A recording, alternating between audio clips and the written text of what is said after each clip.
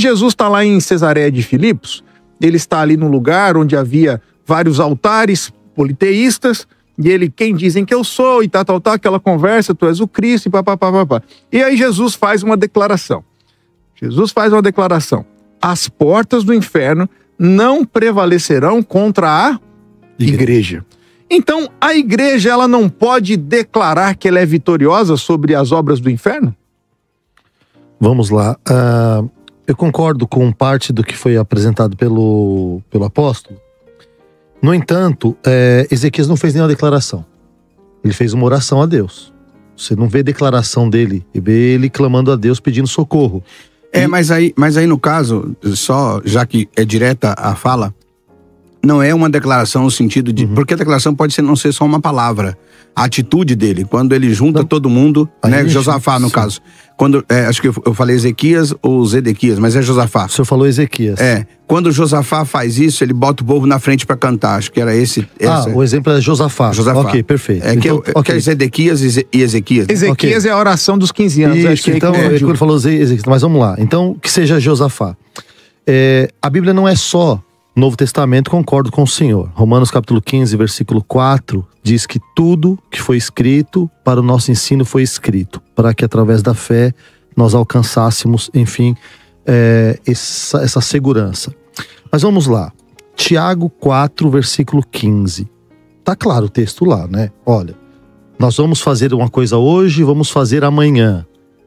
Se deveríamos dizer, se o Senhor quiser, faremos tal, se o Senhor quiser, faremos qual. Então, assim, a Bíblia aponta um pensamento que, embora nós tenhamos fé, e de fato as portas do inferno não prevalecerão contra a igreja, porque existe aí uma igreja que ela é espiritual, corpo místico de Cristo, e a esta igreja, o inferno, que é a morte, não vai prevalecer, até porque quem estiver no inferno, que é sepultura aí nesse contexto, né? Vai ser chamado. Paulo falou sobre isso, né? Os que dormem em Cristo no caso ali de Cesareia de Filipos, eles tinha uma caverna ali naquele lugar, que era denominada, chamada Portas do Inferno. E ali tinha uma crença onde um demônio saía dessa caverna, que era o Pan, o deus Pan, que vinha aterrorizar. Por isso que o inferno ali então a ideia ali era sair... Não, o inferno ali é Hades. Sair ali algo que aterrorizava ali as pessoas e tal. Então Jesus está sendo didático e dizendo, ó, a igreja não vai passar por isso. Vocês serão vitoriosos. Eu acho que a gente tem que tomar um cuidado, assim, porque a gente tem pessoas ouvindo a gente de vários níveis teológicos e culturais e cristãos. Então a gente tem o cara que entende teologia, pra gente ficar usando termos difíceis, e tem um cara que não entende. Então, quando a gente fala ao público, eu me preocupo muito com isso. Eu acho que essa declaração positiva, vamos defini-la como completamente herética, né? Quem, na verdade, começou esse negócio foi o Robert,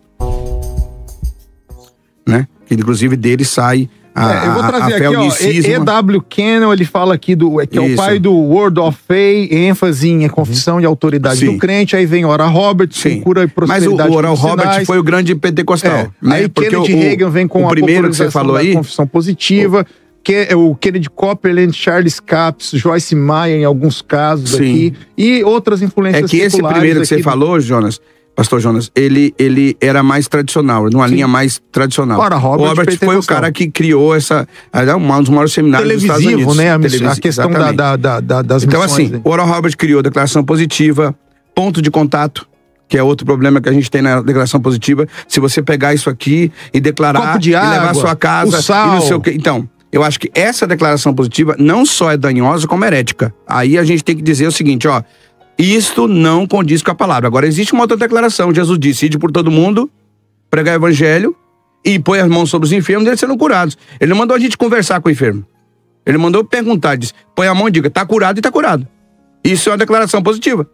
Só que positiva no sentido de positiva, não no sentido de negativa. Eu costumo dizer que existem duas declarações positivas na igreja. Justamente a negativa, aqui, que é aquela que deturpa a palavra de Deus, e a positiva, que é uma ordem de Jesus. Jesus deu ordens que são declarações, que são obrigações da igreja de fazê-lo. A justiça que ele fala aqui, que o nosso querido calvinista maior aqui falou, a respeito de buscar primeiro o reino de Deus, está também na justificação do livro de Romanos 12:2. onde a justificação é o próprio sangue de Cristo, como diz lá em Hebreus 9,14. Quanto mais o sangue de Cristo, que mediante o Espírito Eterno se ofereceu a si mesmo sem mácula a Deus, purificará a vossa consciência das obras mortas. Para quê? Para servires a um Deus vivo. Então o nosso Deus é um Deus interativo, é um Deus vivo, é um Deus que atua, um Deus que opera, e é um Deus que se manifesta, né? Ele é um Deus que cria esta condição. Quem crê no movimento carismático, no sentido pentecostal, como eu creio, acredita que Deus ainda fala, tem ministério profético e tudo isso.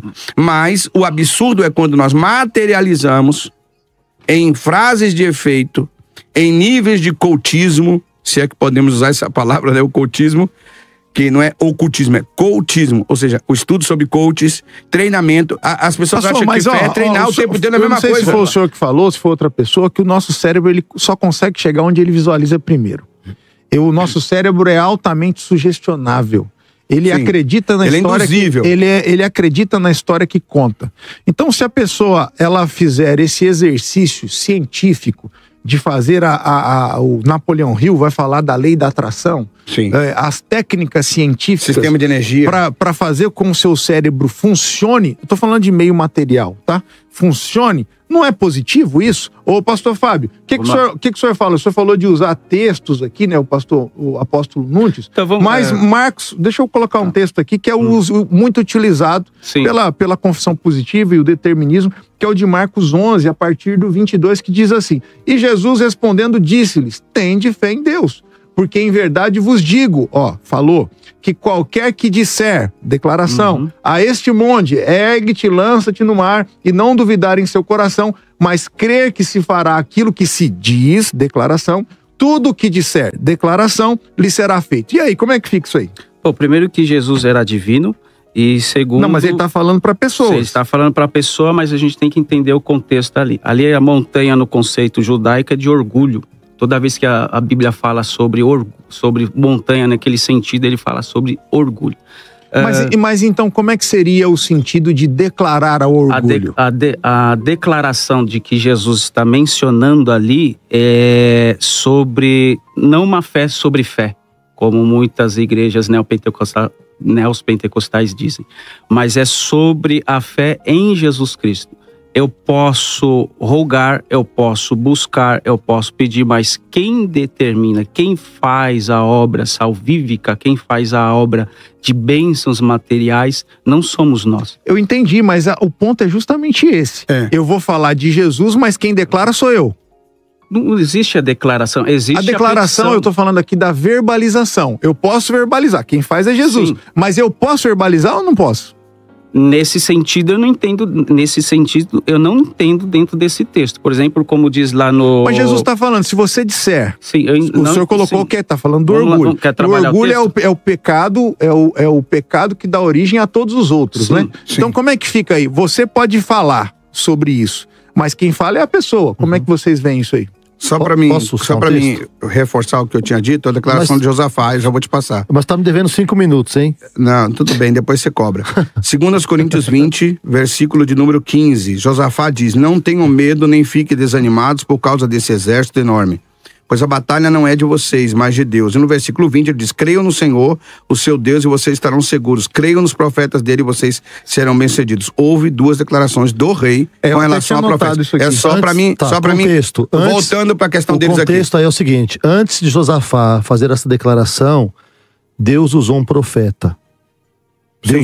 Eles foram consultar vários profetas e houve um profeta que foi usado, um garoto. E aí então Deus já tinha falado. Aí ele estava manifestando a confiança em Deus dele diante daquilo que Deus já tinha falado. E declarando ao povo para que confiasse. Como o Senhor disse, a Bíblia também tem Antigo Testamento. A aliança veterotestamentária era assim. Agora vamos lá. A palavra de Jesus, como é que a gente explica, né? Porque esse texto é um texto base para confissão positiva e determinismo. Então nós precisamos falar dele aqui. Então vamos lá, primeira carta de João, capítulo 5, versículo 14. Olha que texto interessante. Esta é a confiança da declaração, né, que temos nele. Se pedirmos alguma coisa segundo a sua vontade, ele nos ouve. Aí nós temos uma condicional, pastor Jonas, que passa uma rasteira na confissão positiva. Porque Deus, ele é Deus do dono do ouro da prata, Deus, ele é o Deus da saúde, Deus é o criador do homem, Deus soprou fôlego de vida, Deus do passado, presente e futuro. Mas, e essa condicional aqui? Se for da vontade dele. Puxa, isso daí muda tudo. Mas aí, isso significa que eu não posso falar? A gente pode falar o que quiser, né? Mas que então, seja uma doutrina, é justamente não. Que doutrina não, mas a pessoa pode declarar se Deus vai fazer ou não, já então, na hora do aperto, na hora do desespero, na hora que a pessoa está atravessando uma situação difícil, ela vai, ou ela vai temer, Deus, né? ou ela vai fugir, ou ela vai externar toda aquela confiança que ela tem em Deus e ela vai dizer muita coisa. A questão é que isso não significa que vai acontecer. Porque eu acredito, como disse o pastor, na soberania de Deus. Essa soberania de Deus vai dizer se uma coisa é válida ou não. Nós não podemos calar a boca de ninguém, mas é assim, gente, o fato de você declarar não dá o poder de fazer. Eu concordo, Jonas, quando você diz que naturalmente a ciência já entendeu que se você pensar positivo, isso pode te ajudar de alguma forma, né? Automotivação, né? Isso, e lá em Colossenses 3:3, Paulo diz um pouco sobre isso, diz tudo que é bom, tudo que é de boa fé. Pensai nessas coisas. Nisso você pensai. A Bíblia, ela tenta explicar um pouco do que a ciência está arranhando hoje, mas o simples fato de você declarar, eu acho que seja uma enganação, né? E é claro que isso vai chamar a atenção das pessoas, porque isso chama pragmatismo, né? Okay. E só mais 10 segundos. Fica à vontade. A igreja de hoje, na sua maioria, ela deixou de ser teocêntrica para ser antropocêntrica. Então é o seguinte, aí a minha vontade 100%. E a minha declaração. Só que a Bíblia, ela colide com isso. Viu, pastor Gessé? A igreja tá errada. É interessante que esses caras usam esse texto, no caso que o pastor mencionou. Tem pessoas que estão doentes, declara que você está sadio e não está. Mas aí é o que o pastor falou aqui. Mas Jesus não mandou ir lá e falar para declarar a cura? Então, aí eu entendo na soberania e na vontade de Deus. Se tudo a gente for declarar e acontecer, tem alguma coisa errada. Não estou dizendo que vai acontecer. Eu estou dizendo da fala. Assim, tem gente hoje, ao meu ver, acorda às 5 horas da manhã e só volta, vamos pôr aí 8 horas ou até mesmo 10 horas da noite. E tem gente dentro dos cultos que declara que sua vida financeira vai mudar. E desculpe, não vai mudar. Ele tem que ter uma mentalidade diferente. Ele tem que fazer curso, ele tem que buscar. Mentalidade. Mas não é declarar. Porque a Bíblia diz assim: o homem sai para a batalha e quem dá a vitória? É Deus. É como ontem eu falei pro nosso podcast. Tem homens que vão buscar 1 milhão e não vai chegar no 1 milhão. Não vai, pastor Gessé. Sim. E tem mulher que vai ganhar mais do que o homem. E aí, tá com alguma coisa errada? E aí, desculpa, ficou até meio... Porque tem gente que vai fazer que o homem não é suficiente dentro da sua casa. Deixa eu ver se eu entendi. A declaração positiva nesse sentido não é que a pessoa não pode dizer, como disse o pastor Gessé, ninguém pode botar mordaço na boca de ninguém.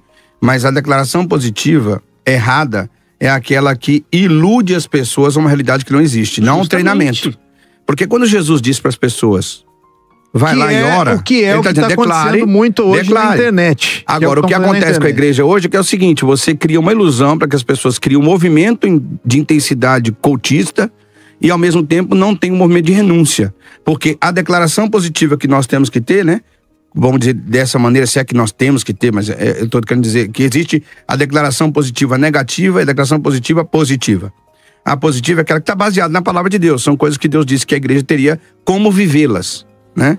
Então isso eu acho que é importante a gente declarar. Acho que é importante a gente ter a liberdade de falar. Só não pode fazer disso mantra. Existe um pensamento na filosofia, não tem a ver diretamente com a escritura, mas tem a ver com João 1, quando ele fala a respeito daquele texto, que é um texto filosófico, virou o texto bíblico de João, quando ele fala que o princípio era o verbo estava com Deus. O verbo ali é o poder de fala. O poder de fala ou é Jesus? Não, eu vou explicar, eu vou chegar lá, calma aí. É o poder de fala. O que é esse poder de fala? É o poder de criar algo na mente. É ação, verbo é ação, né? Não, o verbo ali na filosofia pra gente, que é uma linha cristã, a gente acredita que aquele verbo é quando Deus imagina algo e ele diz e acontece. Mas quando fala então, que o verbo era Deus? Não, eu não tô dizendo que não é, gente. Pera aí, calma aí. Deixa eu molhar o bico. Eu tô dizendo, deixa eu terminar a linha de raciocínio. Tá. O que eu estou dizendo é o seguinte, que o verbo ali, essa ação, ou essa interatividade, ou essa junção de uma coisa só, é a ideia de que ele imagina algo e fala, e quando ele verbaliza esse verbo, ele se materializa. Dentro desta lógica de mindset, de mentalidade, quando você verbaliza algo, eu creio na cura, eu creio no milagre, eu creio que Deus pode me livrar da morte, eu creio que Deus pode fazer, ou então, como disse o nosso querido Daniel, se tiver que morrer, morro, se tiver que morrer, eu morro, mas eu estou na mão de Deus, como disse João, diante do tacho de azeite. Então, quando Deus fala, ele cria, ele traz existência. Deus. Dentro da sua palavra, existem várias coisas que ele disse para a igreja fazer, que precisa da verbalização.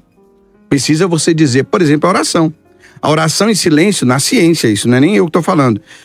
Quem ora em silêncio tem uma capacidade X%, acho que é 38%, de alcançar a paz interior.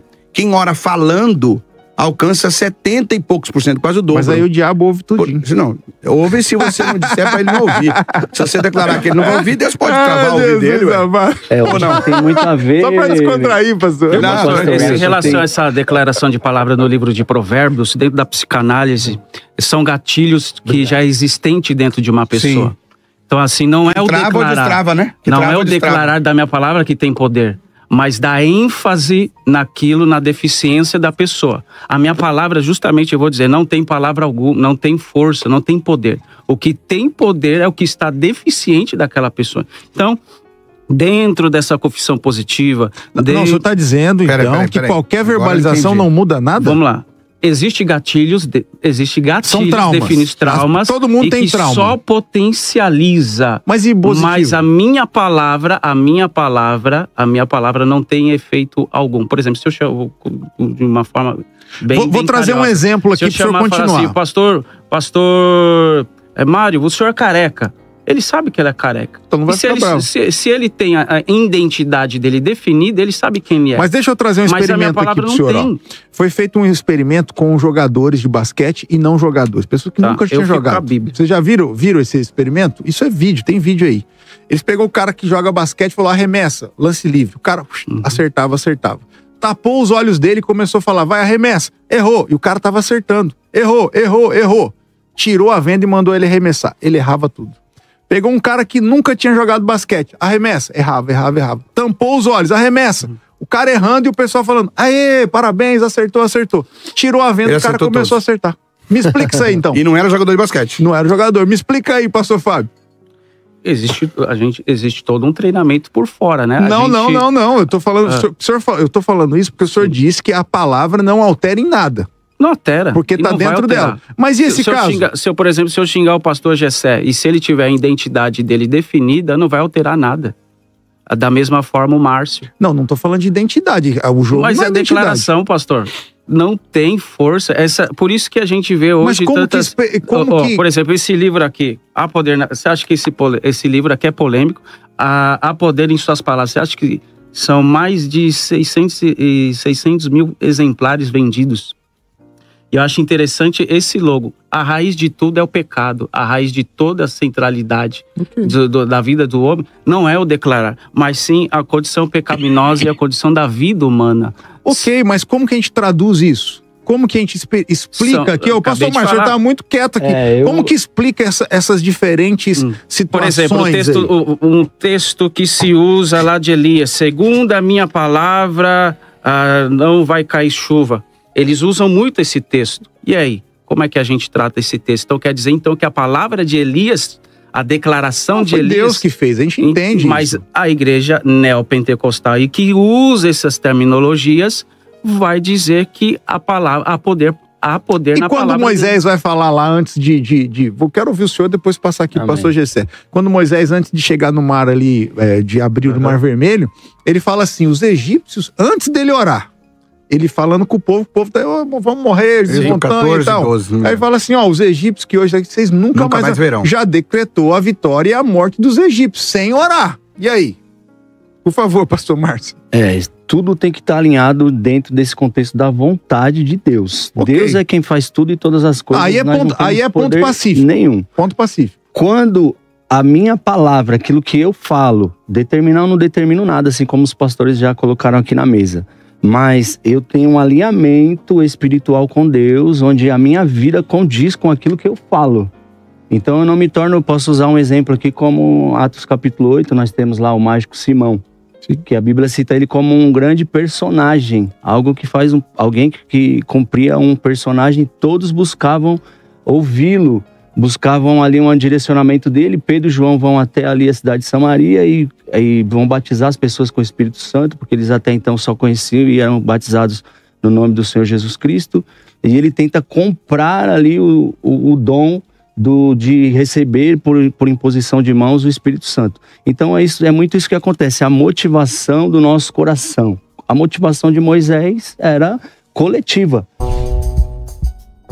A oração, por exemplo... mas ele poderia falar, não, nós vamos vencer hoje. Deus vai nos livrar, mas ele falou de morte. Mas isso é sempre em um contexto coletivo, libertar o povo. Por quê? Na oração modelo, Jesus nos ensina, Pai nosso que estás no céu, o pão nosso, é tudo nosso. O pecado é nosso. Então a gente, quando tem esse pensamento, um pensamento positivo alinhado em um coletivo de pessoas, porque Deus sempre vai cumprir suas promessas, é o que está dizendo aqui no texto que nós temos, né? Se é uma promessa bíblica ou não.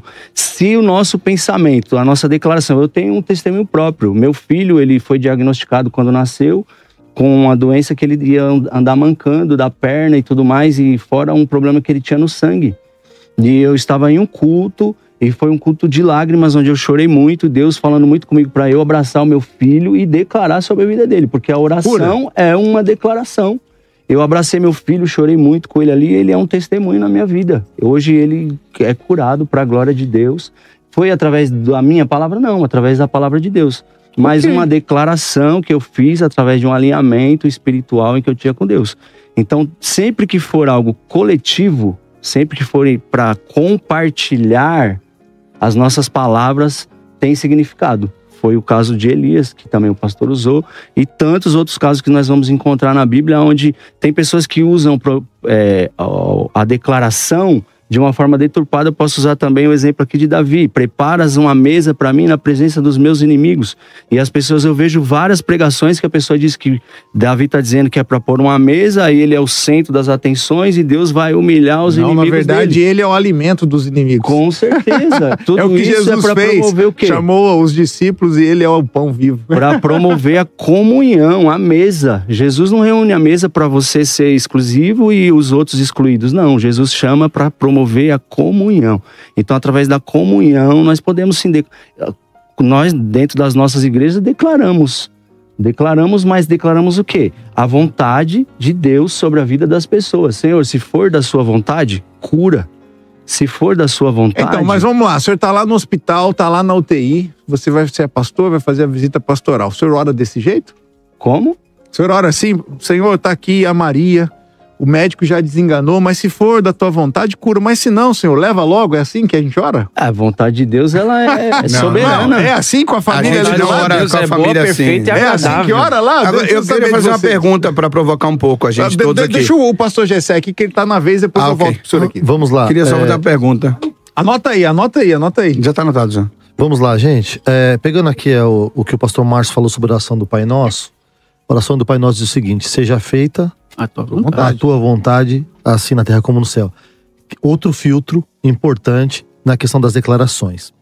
Agora, a leitura da Bíblia, ela vai ter ali experiências de pessoas. O senhor que citou... Pessoais, né? Isso. Moisés, o pastor citou Elias. E existe a questão doutrinária, né? O que é experiência, como a do pastor aqui, não pode ser linda doutrina. Que ele contou, é uma experiência, isso pode acontecer. A questão é, a declaração como promessa bíblica, isso se desidrata na leitura da Bíblia, né? Uma coisa que ficou bem latente aqui no bloco anterior é, por que é que funciona, né? Cientificamente funciona você pensar positivo. Por que é que funciona, né? O senhor falou do basquete, tem experimento de flor, que a pessoa fica falando o arroz, né? Coisa bonita pra flor. O arroz também, isso. Aí um e a flor isso. Então essas coisas aí, elas estão aí e não tem como questionar.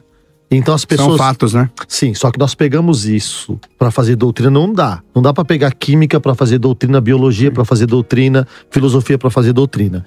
Aí nós vamos pra Bíblia. Antigo Testamento, a história dos 12 espias. 10 relatórios negativos.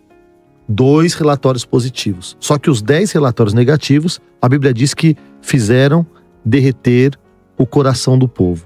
E aí, não teve liga. Que é normal, a psicologia explica isso que a gente falou, o que aconteceu esse ano? A gente vai lembrar só de coisa ruim. E olha só, tivemos 2 declarações ali positivas, Josué e Caleb. O fato de ter tido 2 declarações positivas e 10 negativas, mudou algum quadro ali? Mudou? Não. 40 anos depois. Eu vejo que mudou, porque era para eles entrarem na Terra em 40 dias, eles ficam 40 anos. Sim. Os 10, que a geração dos 10 morreu, e a geração dos 2 não morreu. Sim, perfeito. Então, assim, o que eu vejo, quem tem confissão, entre aspas aqui, tá? Quem tem essa... A declaração positiva de boa. fé, o Mike Murdock vai dizer assim, que a única voz que Deus ouve é a voz da fé. Então, esses 2 estão 45 anos depois no mesmo lugar, dizendo, Senhor, vamos pra cima, que eu tô com o mesmo sentimento, o mesmo vigor, e vamos que Deus prometeu, ele vai cumprir. Sim, pastor, então, mas naquele momento, a palavra deles não foi que eles iriam herdar daqui 40 anos. Não, eles iriam poderia entrar ser ali. naquele dia. Então, poderia ser ali. Então, e naquele momento, aquela confissão positiva, pelo simples fato, eles falaram que tinha no coração deles. 10 corações, 2 corações. Sim. O fato de falar ali não mudou aquele episódio. Não, mudou, eu vejo negativamente. Por exemplo, Atos dos Apóstolos... Não, deixa ele concluir aqui, mas eu vejo que mudou pro lado negativo. Sim, mas tá certo, é onde eu quero chegar. Eu quero dizer o seguinte, que a declaração deles ali não fez diferença para 2, 3 milhões de pessoas ali.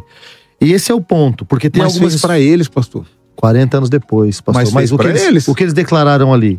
O que eles declararam era a vontade de Deus, não era? Eles declararam... O que os dois declararam era a vontade de Deus ou não? Eles declararam que iria tomar posse naquela reunião. Aquela reunião era decisiva. 12 para o exército ir pra cima. E aquela declaração deles não foi determinante, diferente da chuva do Elias. Foi imediato. Sim. Então aquela declaração estava debaixo de um outro guarda-chuva, que é a promessa de Deus. Aquela declaração não mudou a vontade de Deus, porque o tempo se cumpriu que Deus tinha estabelecido, mas desanimou as pessoas. Então a declaração positiva pode motivar as pessoas a fazer o que Deus quer, e pode também a negativa desmotivar as pessoas a fazer o que Deus quer. Qual que é a balança aqui? Se todos os 12 tivessem feito a mesma declaração, como seria na sua ótica? Deus responde essa pergunta. Deus fala, porque vocês foram rebeldes, vocês não vão entrar agora. Eu vou transformar cada dia em um ano.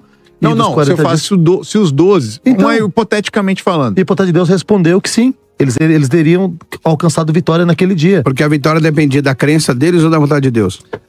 O plano de Deus era a vitória. Só que é uma história escrita a 4 mãos. Ele tá se retorcendo. Calma aí, gente. Eu tenho uma pergunta pra fazer, uma pergunta. Deixa eu fechar aqui.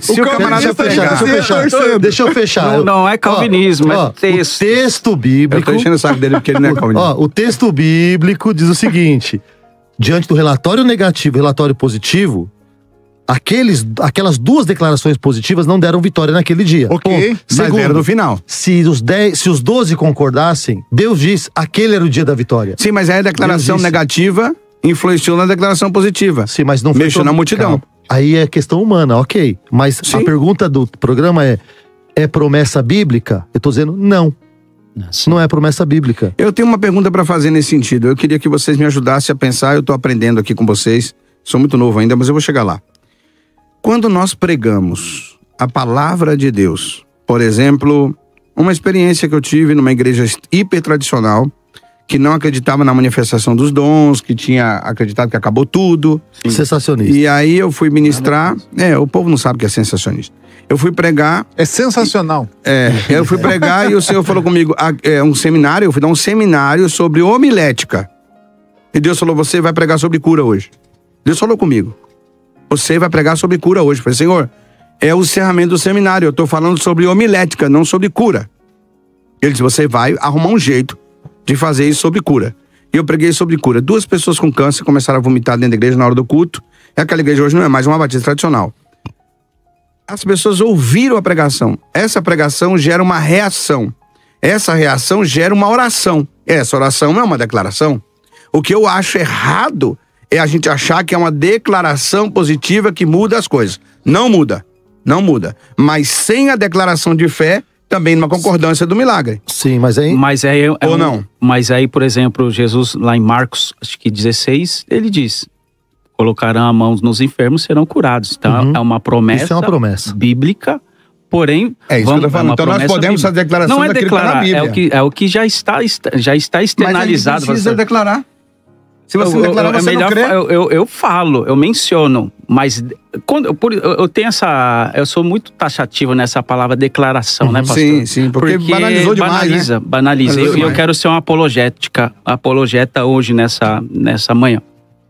Por exemplo, tem um texto aqui em Filipenses que eu estava aqui cavucando, Epafrodito. A Bíblia diz que Paulo orou, não aconteceu nada, e o texto diz, e Deus deu misericórdia.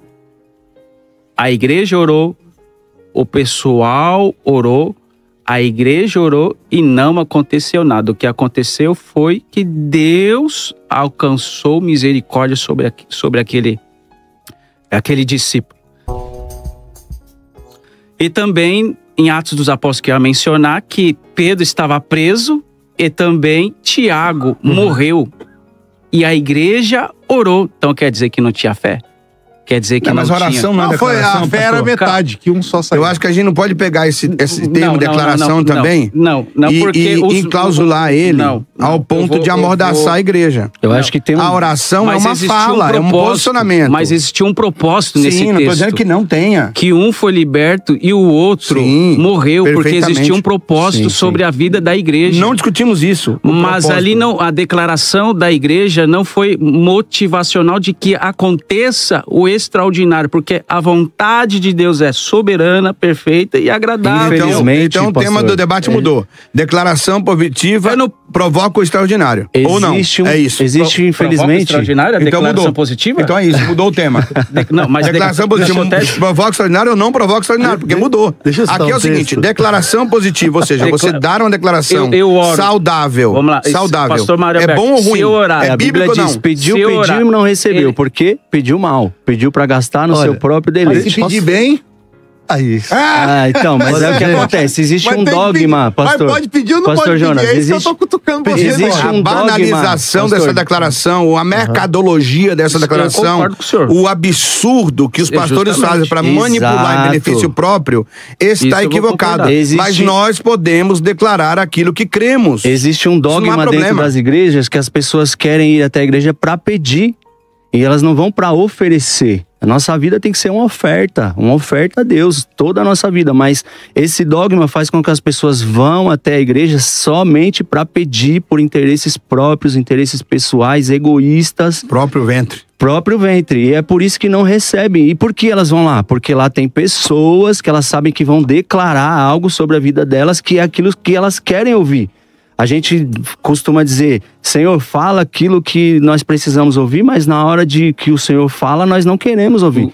Queremos que alguém declare aquilo que eu quero, que vai fazer bem pro meu ego, pro meu orgulho, pra minha soberba, que vai inflar o meu orgulho. É isso que eu quero ouvir. Eu quero ouvir a vitória, como tá dizendo aqui. Recebe aí. Eu recebo. Se você quiser me dar, eu recebo. Sabe, mas essa vitória... Se dinheiro for... Essa vitória vem através de arrependimento, renúncia e obediência.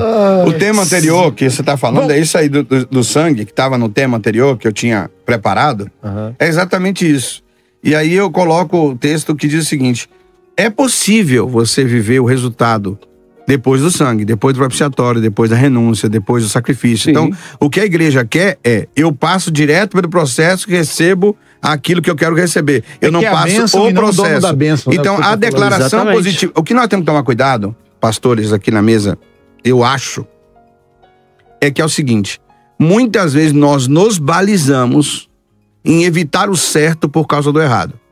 Então, como tem muita gente fazendo declaração positiva de forma equivocada, de forma negativa, a gente para de acreditar que tem que declarar o povo que tem que acontecer. Isso que você tá falando é muito sério, porque, por exemplo... Esse é um problema que eu acho. Eu não sou contra os coaches. Os coaches têm as suas ferramentas científicas e tal. Só que qual que é o problema? Os coaches estão vindo pra dentro da igreja fazendo o papel do pastor. E fora da igreja também. E fora da igreja. Então, assim, tá tendo várias inversões. Nós temos áudio aqui, vou colocar o áudio. Você pode mandar aqui sua pergunta, seu questionamento no 11 9 50 50 50 90. E depois eu fiz a anotação aqui de uns textos bíblicos aqui que eu quero perguntar aqui para os nossos debatedores. Pode colocar aí, JC. Shalom, muito bom dia aos nobres ministros, pastor Calixto. Sou teu fã. Sobre a enquete, eu queria lembrar de de uma fala de Jesus. Se tiverdes fé como um grão de mostarda, direis a este monte, sai daqui e atira-te no mar, planta-te no mar, e tal sucederá. Também a mulher do fluxo de sangue, ela declarou sobre ela: eu irei e tocarei, porque se tão somente eu tocar, né? Não foi Jesus que disse, quem tiver fé toque em mim e sarará. Ela declarou sobre ela. Então, a partir desse ponto, eu acho que é válida a nossa declaração debaixo de fé. Se tiverdes em mim, as minhas palavras estiverdes em vós, pedireis tudo o que quiserdes e vos será feito. Deus abençoe e parabéns pela programação. Deus abençoe. Olha só, a gente falou ali e várias vezes Jesus falou assim, tendes fé em Deus, né? E aí ele segue o texto. Sempre Jesus começa assim, Jesus era fantástico, né? Tendes fé em Deus. E aí ele continua os textos. Tem mais aí, Jota? Pode soltar mais um aí, por favor. Bom dia, meu nome é Simone, moro em Santana do Parnaíba. Eu estou ouvindo o debate e estou ouvindo falar sobre a gente determinar alguma coisa, né? Falar alguma coisa. Eu fui fumante durante 35 anos.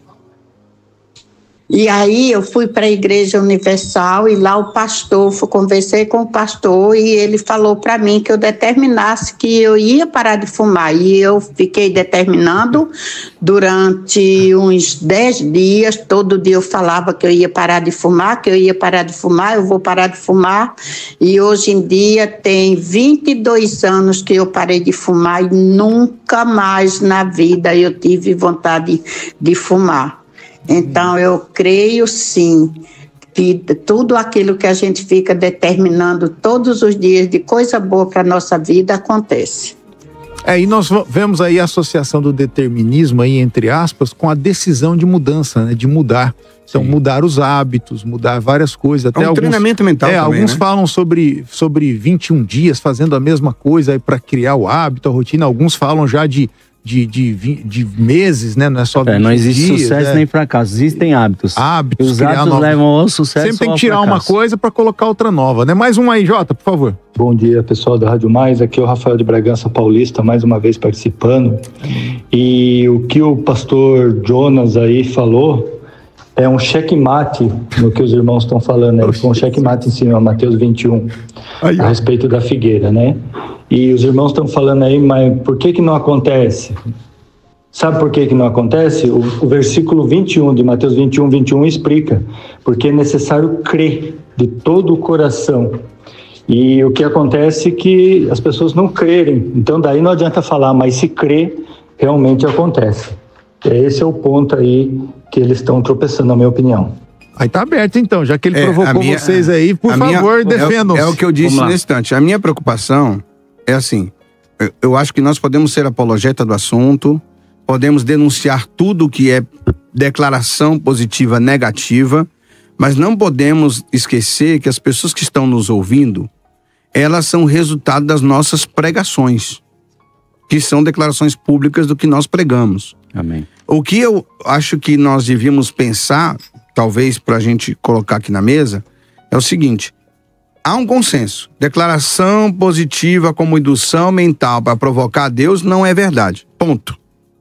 Declaração positiva bíblica, declaração positiva respaldada pela palavra de Deus, não só para bênçãos materiais, mas para bênçãos espirituais, inclusive, é bíblico e é real. Pode acontecer. O que não podemos fazer, e eu tenho visto isso, eu estou pastoreando há pouco tempo. Faz só 37 anos agora vai fazer. Eu estou dirigindo igreja, 28 da Nova Teologia. O que eu vejo de muito grave é que às vezes a gente pega o que é erro e potencializa tanto esse erro numa discussão que neutraliza que dentro daquele erro tem uma verdade. Assim como toda heresia tem 9 verdades e uma mentira para virar heresia, assim também toda verdade tem às vezes 9 verdades e um erro ali no meio que a gente tem que corrigir. Então eu acredito, não sei se vocês concordam, como os 3 testemunhos que deram aqui. Nós sabemos, por exemplo, um deles que é de uma igreja de pensamento positivo, que é discípulo de Oral Roberts diretamente. A gente não concorda com isso, eu não concordo com ponto de contato, essas coisas todas. Mas essas pessoas acreditam nisso. Elas estão recebendo algo naquilo. Se é Deus que está dando ou não, é outra história. Mas o cristão fiel, a dona Josefa, lá de Pau-Brasil, que ouviu o pastor contar que um dia ficou sem gás em casa, e aí não tinha como comprar o gás. Ela com 6 netos dentro de casa, morando na rua Lava Pés, lá em Pau Brasil, sem ter dinheiro para comer, o filho na roça, não tinha notícia, acabou o gás, ela disse: Senhor, assim como o Senhor fez com aquele homem, faz comigo, multiplica o meu gás. Ela virou o gás que era para baixo, ficou 6 meses sem precisar comprar gás. Como João vazio. Então assim, essa declaração dela é uma resposta de fé, e Deus honra isso. Não significa que determina o que Deus quer ou não.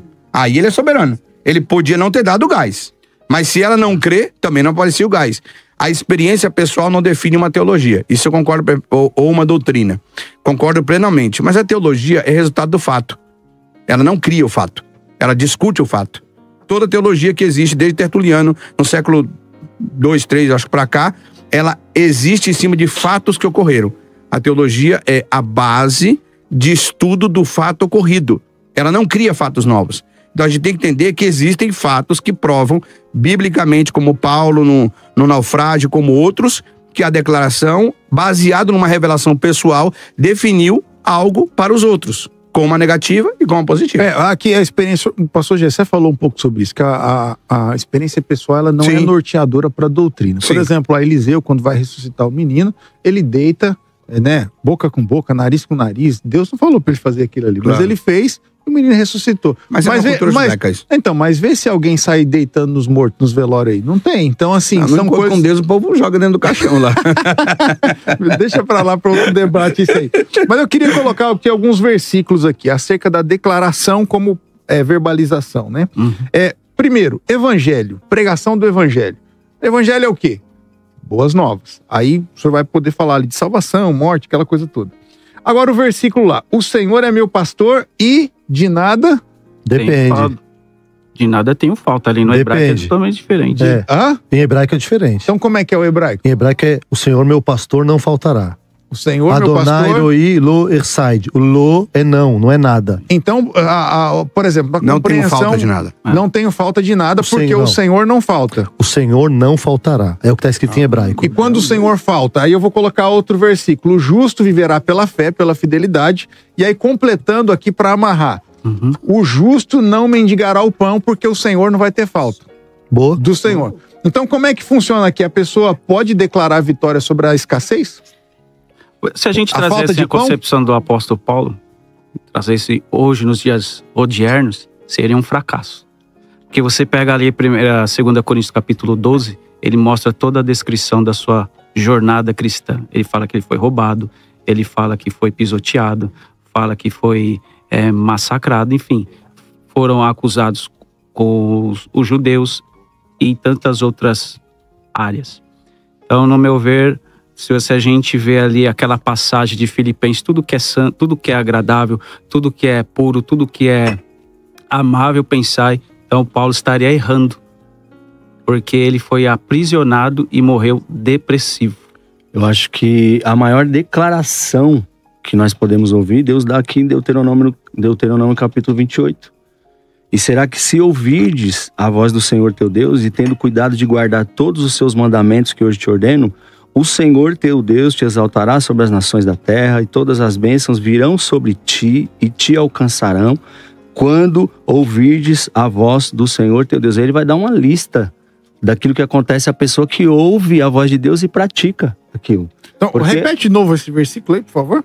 E será que se ouvirdes a voz de Deus, do Senhor teu Deus, tendo cuidado de guardar todos os seus mandamentos que hoje te ordeno, o Senhor teu Deus te exaltará sobre todas as nações da terra. Então, for assim, a igreja vai ter que guardar os 613 mandamentos? Todas as bênçãos correr atrás de ti? Não, 613 ou 616? É porque eu também concordo com o pastor aqui. Tá ferrado. Esse texto é muito complicado. Exatamente. É complicado. Porque, porque Jesus resumiu toda essa lei em 2 mandamentos. Isso. Amarás o Senhor teu Deus de todo o vosso coração, todo o teu entendimento e ao teu próximo como a ti mesmo. Há uma condicional aí. Se eu conseguir obedecer tudo, então significa que nós não estamos obedecendo. Eu não amo nem todos. Mas isso faz parte. Eu entendo o posicionamento. As bênçãos correm atrás de você quando você obedece a Deus. É simples assim. Se você obedece a Deus, segue aos seus mandamentos. Nem a metade.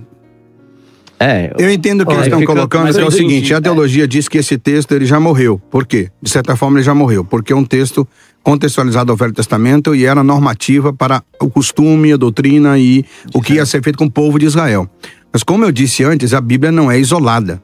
Ela é um contexto geral. Então... O que Jesus faz no texto que você leu de buscar primeiro o reino do céu é exatamente o que Deus está dizendo aí.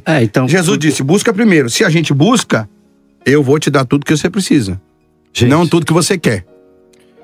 Gente. Tudo que você precisa. Fala aí, pastor Gessé. Não tudo que você precisa, não o que você quer. É diferente. Olha, acho que todo mundo aqui estudou teologia nessa mesa, né? Espero que sim. Porque eu vou falar um negócio. A gente tem que tomar cuidado. Não, só tem milhares ali que talvez não, do outro lado. Eu sei, mas esses milhares me preocupam o que eles estão ouvindo aqui, ó.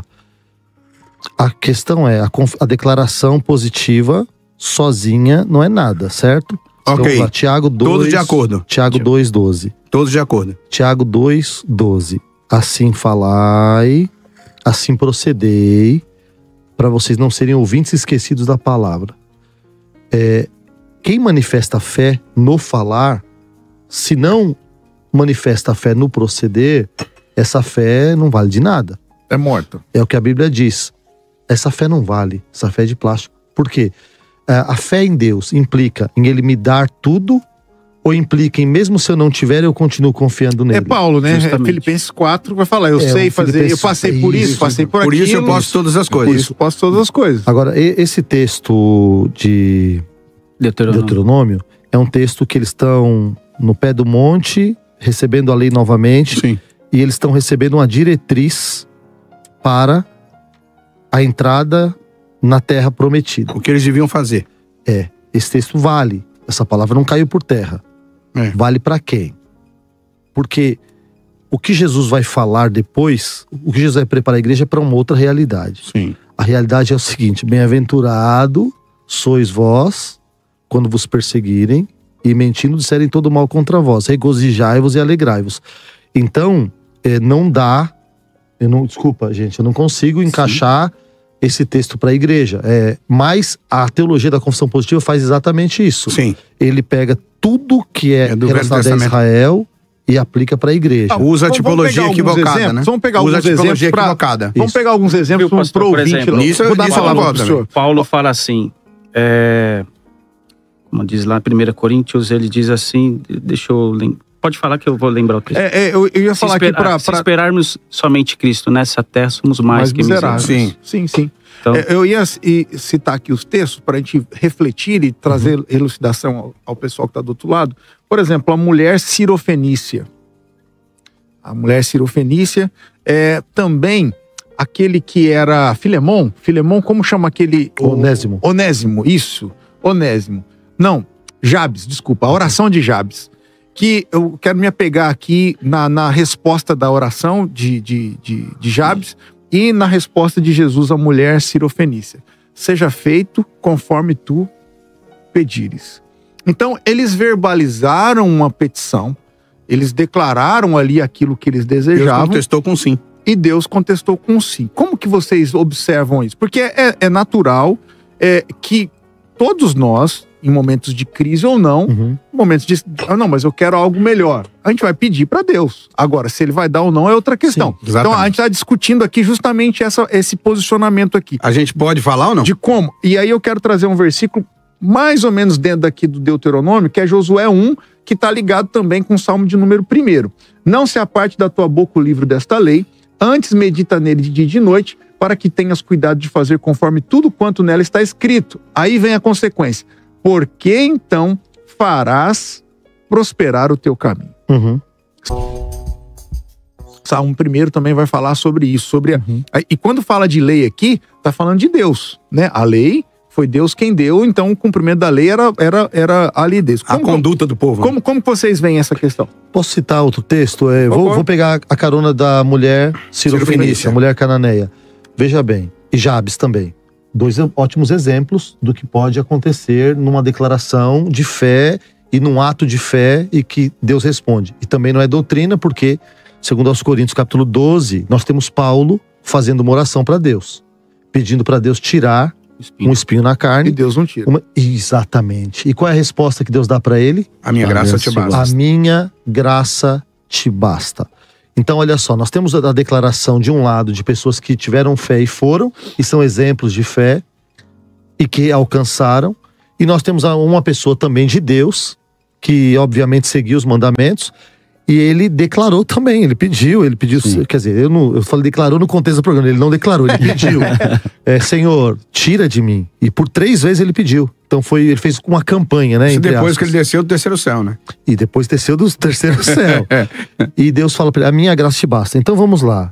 Essa graça de Deus que basta, de acordo com esse texto, é assim, ó, ainda que não aconteça, a graça de Deus te basta. O texto de Abacuque. Então, isso, muito bem colocado. Mas aí, Gessé, eu queria te fazer uma pergunta. Assim, a gente não está nem debatendo, eu acho, hoje aqui, está muito de concordância. A teologia, ela para você criar uma doutrina, ela tem que ter alguns pilares de confirmação. Sim. Mas a teologia que a gente acredita também não é feita das experiências pessoais das pessoas? Que estão na Escritura? Sim, mas aí existe um filtro. Entende o que eu quero dizer? Sim, concordo. Então eu penso assim, só pra... Mas existe um filtro. Não, sim, claro. Eu não tô dizendo que qualquer experiência é uma experiência. O filtro da Escritura que está lá é o filtro da inspiração do Espírito Santo. E aquilo que Jesus disse. Sim, mas mim, o que está escrito na Bíblia, nós temos um filtro da inspiração do Espírito Santo, que ela é aquela inspiração total e plenária que nós não podemos fazer que as nossas experiências estejam à altura da experiência registrada na Bíblia. Aquilo que eu disse sobre a pregação e o resultado é aquilo que Jesus chegou pro cego e disse, o que você quer que eu faça? Ele falou, quero ver. É uma declaração positiva. Entende o que eu tô dizendo? O que eu quero aqui ser um termômetro nesse sentido é assim, toda declaração positiva não mudará o que Deus tem para fazer na sua vida. Ele é soberano. Mas toda declaração que você faz, fruto da fé, resultado da obediência, de uma vida com Deus, vai produzir ações no mundo espiritual e no mundo físico. Senão a igreja deixa de ter esse poder de mover o mundo espiritual também. Não, sim, a igreja, vamos lá então. A igreja é pessoa física e jurídica, pessoa física e a pessoa jurídica não. E organização viva. Vamos lá. Não nós como pastores, nós temos que ser homens de fé. Sim. Então eu creio que Deus tem o poder de curar aquela pessoa, de abrir aquela porta, de resolver aquele problema, de salvar aquele casamento. E eu vou orar pedindo para que Deus faça isso. Ok. Mas o meu entendimento é que Deus fará de acordo com a vontade dele. Sim. Ah, tá. Achei um ponto aqui. Quando você, como pastor, vai orar para essa pessoa, não é o fato de você dizer para ela, diga, eu estou curado, que vai fazer ela ser curada. Eu acho que E sim a fé e a vontade de Deus. É isso aí. Exatamente. A declaração positiva, o erro da declaração positiva é quando a gente chega na pessoa e diz, repete isso que vai acontecer. Isso não é verdade. Nós temos pessoas que falam assim, quebra o seu óculos. Não. Para de tomar o seu remédio de pressão. Não para de tomar o seu remédio de diabetes. E aí a pessoa acredita naquilo e teve fé naquilo. E às vezes Só que não é o propósito de Deus para aquela vida. E aí daqui 2 semanas essa pessoa tá pior. Não, aí você tem ação judicial de carro, de eu gente vi pessoalmente uma experiência de um pastor. Eu tava dentro na reunião que aconteceu. Ele falou assim, fez um voto com as pessoas, dizendo para as pessoas, se você tem fé para comprar o seu carro novo, para você mudar de casa, você não tem tempo para orar. Olha só isso. Eu vou orar por você. Nós vamos fazer um voto aqui, 15 pessoas vão trazer aqui um valor, depois 10 pessoas. Eu vou ficar na igreja à noite. Tá pagando a oração dele. Meu Deus, não é possível que tá acontecendo uma coisa dessa. Então, as pessoas são ensinadas a ficar mendigando. Porque tem pessoas que declaram esse tipo de coisa que a pessoa quer ouvir. Como pastores, como ensinar a multidão dos crentes acerca do que elas devem declarar? Porque a grande questão é essa. Que às vezes a gente culpa, né? Não, mas as igrejas estão assim, assado, mas o microfone está na mão da gente. Sim. Então, assim, cabe a responsabilidade. Nós somos a igreja, né? Nós somos a igreja. Então, assim, como ensinar as pessoas a declararem as bênçãos de Deus? Aqui, eu citei aqui que o justo não vai passar fome, Deus vai suprir as necessidades. E às vezes passa. E às vezes passa. E eu vou citar uma sequência aqui, que Jesus falou, não é para a morte, mas é para a glória de Deus, e o Lázaro morreu. Como é que funciona isso aqui? Então, assim, como que ensina os irmãos a isso? Ensina eles com um pensamento pessimista? Não, vai orar, mas ora para os dois lados. Vai curar, mas pode morrer. Ou então já ora, não, vai ser curado em nome de Jesus, mas Deus é que sabe. Como é que faz aí? Como é que faz para ensinar o povo? Bom, vamos lá. A providência de Deus tem um sorriso escondido A providência de Deus no meio da tempestade sempre tem um ensinamento pedagógico. Você está citando Blackley? Na providência de Deus tem uma exortação e tantas outras finalidades. A gente tem que tomar cuidado também com fé sobre fé. Não é sobre fé, é fé em Cristo Jesus, porque a Bíblia diz que Deus dá fé, que é um dom de Deus. Então não vem de nós. Explica para o ouvinte o que é fé sobre fé. Porque ele não vai entender isso. Sim, então fé sobre fé é sobre a si mesmo. São atitudes minhas que vai acontecer alguma coisa. Fé natural. Exatamente. Eu entendo que... Mas também é o viver da sua fé e não da minha. Eu entendo que existe uma responsabilidade nossa, né? Tudo que o homem semear, ele vai colher. E existe as coisas extraordinárias que fogem das nossas mãos. Em relação a esses textos que a gente falou sobre fé, fé é pits, no grego quer dizer crer, ter uma finalidade. E emuná, que no hebraico quer dizer fidelidade ou acompanhar entre amor e fraternidade com Deus. A lealdade. Isso, lealdade. Então, eu entendo, para ensinar a igreja, eu preciso entender que ela tem que estar escondido na presença de Deus. Sem manipulações. Sem manipulações. Porque hoje a gente vai... E aquele que tem fé, lealdade... Mas isso não quer dizer que vai acontecer. Não vai acontecer. Porque hoje tem muitas manobras. Faz o voto que assim se assado, como eu disse. Não, estou falando das pessoas sinceras. Sim. Eu não vou dizer para ela que vai acontecer. Porque não está nas minhas mãos. Mas está na mão da providência daquele que pode. Então como que a gente prega? Como que a gente prega sem falar que Deus faz? Paulo fala assim, Paulo fala, eu não prego pelo que vejo, mas pelo que vivo. Tudo bem, mas hoje tem o culto da igreja. Eu vou dar um exemplo. Tem o domingo eu vou dar um exemplo pessoal. Como é que prega lá na igreja? Eu sei que a questão... 1 João 5,14.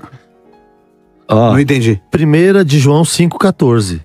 Esta é a nossa fé, que se cremos nele e pedimos de acordo com a sua vontade, ele fará. Não, pastor. E aí, por favor. 2 Coríntios, capítulo 11. Tomara que me suporteis um pouco na minha loucura, suportai-me, porém, ainda. Porque estou zeloso de vós com o zelo de Deus, porque vos tenho preparado ao vos apresentar como uma virgem pura a um marido, a saber, a Cristo. Mas eu temo que, assim como a serpente enganou a Eva com a sua astúcia, assim também vocês sejam de alguma sorte corrompidos os vossos sentidos e apartem-se da simplicidade que há em Cristo Jesus. Porque se alguém vos pregar outro Jesus que nós não temos pregado, ou recebeis um outro Espírito que não recebestes, ou outro Evangelho que não abraçaste, com certeza vocês vão sofrer. Então, é apresentar o Cristo verdadeiro. Não, a minha pergunta é, como prega no culto da família lá? Tem culto de celebração lá? Tem, Tem culto da família lá? Como é que vocês pregam lá? Porque os ouvintes querem ouvir isso. Como é que a gente prega Jesus?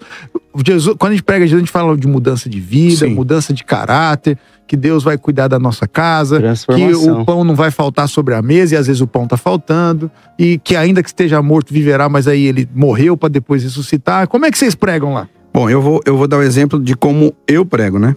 Hebreus 11:1 diz assim: ora, a fé é o firme fundamento das coisas que se esperam e a prova das coisas que não se veem, porque por ela os antigos alcançaram testemunho. Jesus disse que nos chamou para sermos testemunhas.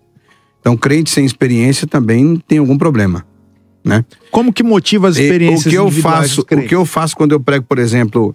Vou dar um exemplo que aconteceu domingo passado na nossa igreja, sem querer puxar sardinha.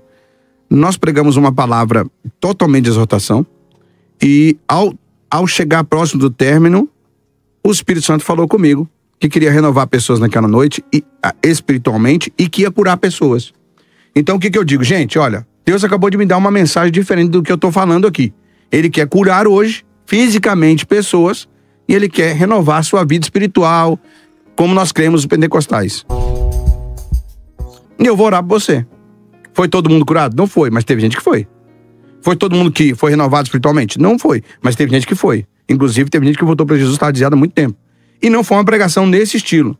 Então, eu acredito que você precisa ser claro que não é a repetição com todo mundo que vai obrigar a receber. Você tem que dizer, olha, Deus tem algo para fazer com algumas pessoas aqui hoje.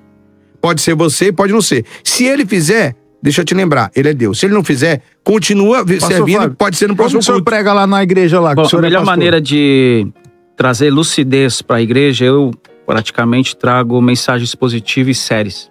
Porque é onde ela vai mensagens, ficar repete expositiva. Expositiva, eu entendi positiva. Entendi positiva também. Me deu até um cara frio agora aqui. Eu falei, e séries de mensagens. Me deu frio agora aqui, rapaz, na espia? E séries de mensagens. Já ia orar por ele já. Não, Deus me livre. Porque são aonde ela vai ter uma educação. Séries de mensagens expositivas. Temática o senhor não faz? Ah, de vez em quando. Existe histórico, bíblico também o senhor não faz? A gente faz tudo. Tá. Mas a melhor coisa é expositivo, porque é onde... A melhor coisa? O resto não pode? Não, sim, eu entendo. Para ele, eu tô brincando, eu tô te provocando. Eu sei. Mas ao meu ver, é a melhor ferramenta nos momentos que a gente, no caso, no nosso ambiente... O senhor é calvinista nada. Não. O Calvino, depois de 2 anos lá sem pregar, ele volta no pastor versículo seguinte. Né? Acho que o pastor também é calvinista, o pastor Gessé. Não, brincadeira, pastor Gessé. É a melhor... Mas o senhor faz dessa forma, sim, então. Sim. Pastor Gessé, como que o senhor ministra lá na igreja que o senhor é pastor? Semelhante ao que os 2 pastores falaram. A gente prega os textos de maneira bíblicos. Prática, assim, para os irmãos entenderem. De maneira prática. Existe uma forma pessimista, que nós não fomos chamados para isso. Existe uma otimista, que eu sou otimista. Né? Eu acredito que Deus pode fazer em qualquer culto, em qualquer lugar. Porque se não for alguma isso, pessoa, exatamente. Nós estamos lenhados. Mas eu não sou utopista. Aí é outro degrau, né? Okay. Deus não vai. Eu falo no púlpito mesmo, olha, Deus não vai curar a todos. Pronto. Deus não vai resolver o problema de todos.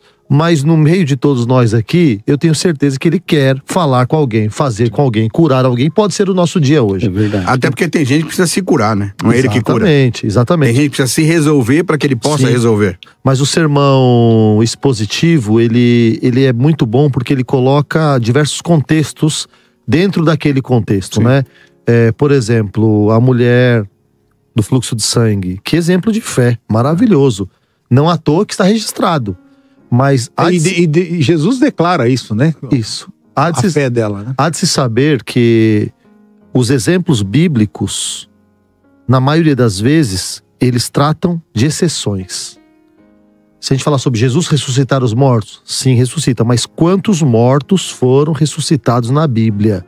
Nós vamos ver que 6 no Antigo Testamento, 2 no Novo, 3 no Novo. Tem alguns pastores orando para ressuscitação e falando na internet. Já orei por tantos mortos e nenhum ressuscitou, mas ele vai continuar. Então, pode continuar orando, claro. A Bíblia, Deus tem esse poder. Inclusive, nós vamos ver esse poder manifestado quando da ocasião do arrebatamento da igreja. Eu tive a oportunidade de orar por 2 mortos que ressuscitaram. Ótimo, então.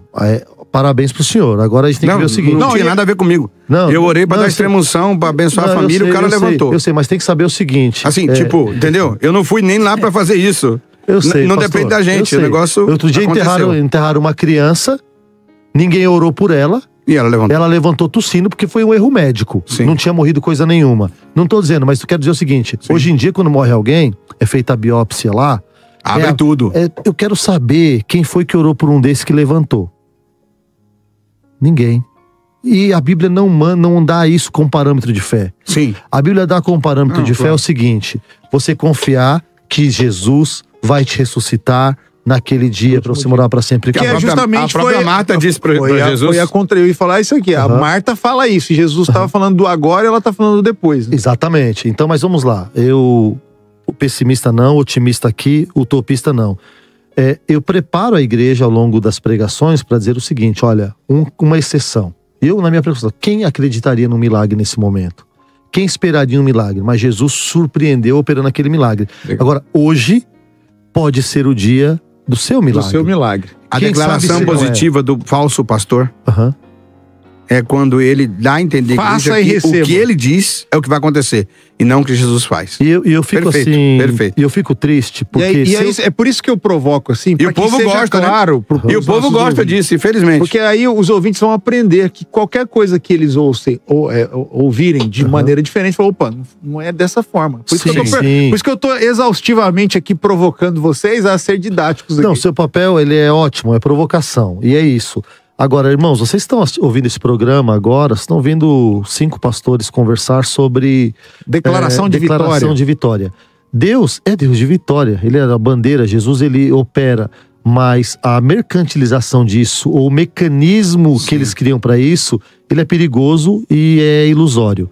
Em primeira carta de Paulo a Timóteo, capítulo 4, versículo 1, diz o seguinte: nos últimos tempos apostatarão muitos da fé, dando ouvidos a espíritos enganadores e doutrinas de demônios. É o que mais tem. Quando você fala que vai acontecer para todos, que você tem que fazer, eu tento ser responsável na pregação do evangelho e no ensino.